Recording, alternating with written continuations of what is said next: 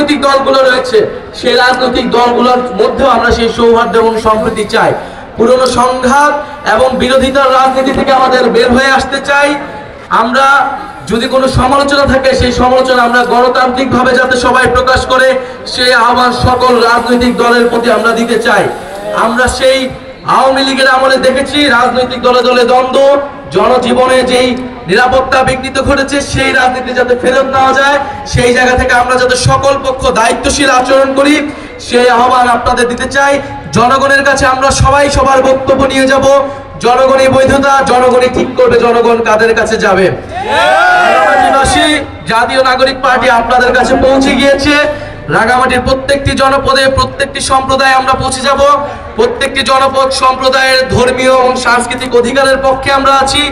আমরা চাই আপনারা আপনাদের মাতৃভাষা আপনাদের সন্তানকে শিক্ষিত করবেন, আপনাদের সংস্কৃতি, আপনাদের ধর্ম, আপনাদের আচার আচরণ সবকিছুর সংরক্ষণ করবে। রাষ্ট্র বা কোনো বাহিনী সেখানে বাধা হয়ে দাঁড়াতে পারবে না।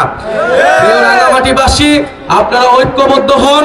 যে গণ অভ্যুত্থানের মধ্য দিয়ে আমরা নতুন বাংলাদেশের আকাঙ্ক্ষা, এই বাংলাদেশ আপনার বাংলাদেশ, আমাদের বাংলাদেশ, আলেম সমাজের বাংলাদেশ, নারীদের বাংলাদেশ, হিন্দুদের বাংলাদেশ, চাকমা, মারমা, বম, তঞ্চঙ্গা সকল জনপদের সকল ধর্মের বাংলাদেশ।